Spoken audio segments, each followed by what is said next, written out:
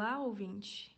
Neste vídeo, você ouvirá sobre as diretrizes de um governo pela realização de um trabalho escolar, seguida pela minha narração, Paloma Reis, em sequência pelas explicações nas vozes de Rafael Souza, Insan Cordeiro e Lohane Maraíze e pela colaboração interna de Emily Ramos. O propósito deste trabalho foi ministrado pelo professor de História Gustavo Novales, da Escola Instituto Eros Gustavo, em Contagem, Minas Gerais. A adequação deste vídeo em padrões de podcast englobará informações sobre o ex-presidente Fernando Collor de Mello e os pretextos de seu governo. Fernando Afonso Collor de Mello, ou simplesmente chamado de Collor, é um jornalista e político brasileiro que ocupou o cargo de 32º presidente da República do Brasil durante os anos de 1990 a 1992. Em 2007, Collor foi eleito para senador do estado do Alagoas e, em 2014, reeleito para o mesmo cargo. Collor é filho do político Arnon Afonso de Farias Mello e de Leda Collor. Nasceu no Rio de Janeiro no dia 12 de agosto de 1949. Collor cursou os estudos no Rio de Janeiro. Entretanto, se formou em Ciências Econômicas pela Universidade Federal do Alagoas e em Economia pela Universidade de Brasília. Além disso, Collor trabalhou no Jornal do Brasil, no Rio de Janeiro, e mais tarde tornou-se diretor do Gazeta do Alagoas. Foi mesmo em Alagoas que construiu sua carreira política, primeiro como prefeito, nomeado de Maceió, de 79 a 82, e em seguida foi deputado federal, em 82 para 87, e por fim foi governador de Alagoas, de 87 a 89. Collor não completou o mandato como governador para disputar a presidência da República. Logo, se tornaria o primeiro presidente eleito por voto direto após a ditadura. Também casou-se 3 vezes. Em 1975, com Celia Elizabeth Júlia Monteiro de Carvalho, com quem teve 2 filhos. Em 84, com Rosane Brandão Malta, que se tornaria primeira-dama do Brasil. Finalmente, em 2006, com Caroline Medeiros, com quem teve 2 filhas. No total, Fernando Collor teve 5 filhos, sendo que um deles nasceu da união com sua ex-amante, Jucineide Braz da Silva, em 1980. Após 21 anos de ditadura militar no Brasil, sem eleições diretas no país, em 1989 os brasileiros puderam votar para presidente. Durante a campanha eleitoral, Collor propôs o combate à inflação e à corrupção, especialmente contra os marajás, funcionários públicos que recebiam altos salários. Por isso ficou conhecido como o caçador de marajás. Foi um grande crítico das classes baixas e de frases de efeito, como "não fale em crise, trabalhe". Numa disputa acirrada, Fernando Collor, do PRN, obteve 35 milhões de votos. Assim, ele derrotava seu adversário, Luiz Inácio Lula da Silva, do PT, que obteve 31 milhões de votos. Sua posse foi realizada em 15 de março de 1990. Imediatamente após a posse, Collor pôs em prática o Plano de Reconstrução Nacional, dividido em planos Collor I e II. O plano consistia em confiscar as poupanças com o objetivo de conter a inflação do país e fortalecer a nova moeda, o Cruzeiro Novo. Essa medida gerou enorme descontentamento da população do noite para o dia. Tanto as pessoas físicas quanto as jurídicas possuíam somente uma pequena quantidade de dinheiro disponível nas contas bancárias. O governo só permitiu o saque de apenas 50 mil cruzeiros, cerca de R$ 6.000. Essa medida econômica, conhecida como Plano Collor, acarretou na maior recessão econômica da história do Brasil.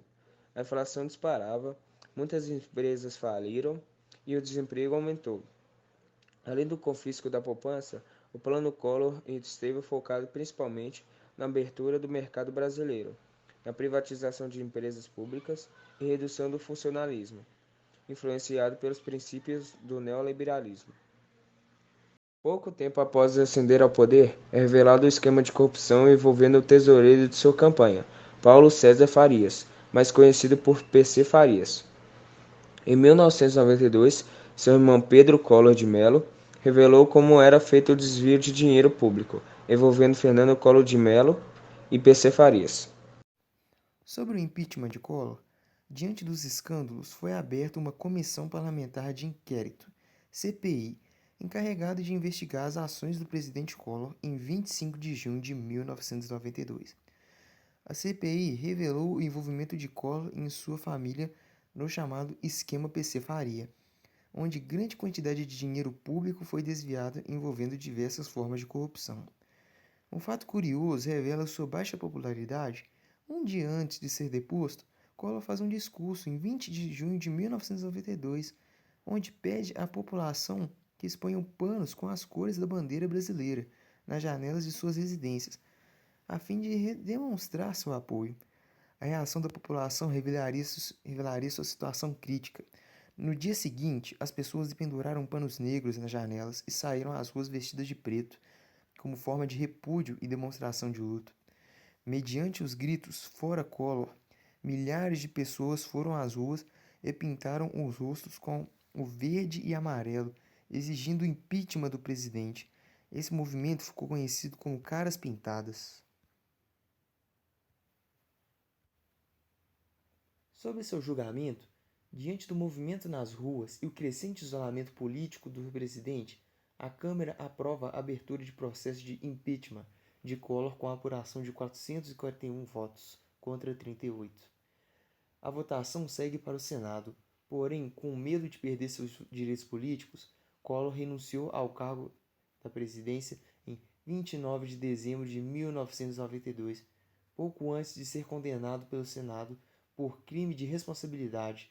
Mesmo assim, teve seus direitos políticos cassados, tornando-se inelegível por 8 anos. Mais tarde, em 1995, Collor foi considerado inocente pelo Superior Tribunal Federal, STF, livrou-se das acusações de corrupção passiva junto ao esquema PC, falsidade ideológica e crime de peculato, utilização de cargos públicos para o desvio de verbas. Após o impeachment, Collor e a primeira-dama Rosane mudam-se para Miami, nos Estados Unidos.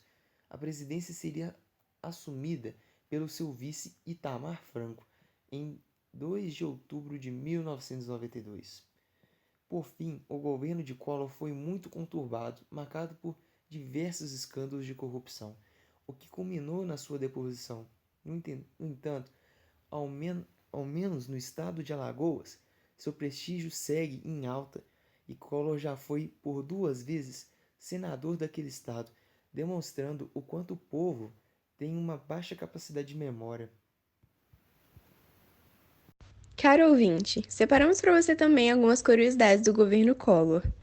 A primeira delas é que em 2016, a ex-presidente Dilma Rousseff ela também foi afastada da presidência, acusada de improbidade administrativa, e Collor ele participou da votação como senador.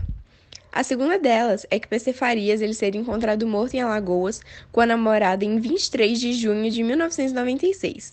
E até hoje, as circunstâncias do crime não foram esclarecidas. A terceira delas é que a ex-primeira-dama Rosane Collor de Mello voltou à mídia para contar a sua vida como ex-presidente e exigir um aumento da pensão.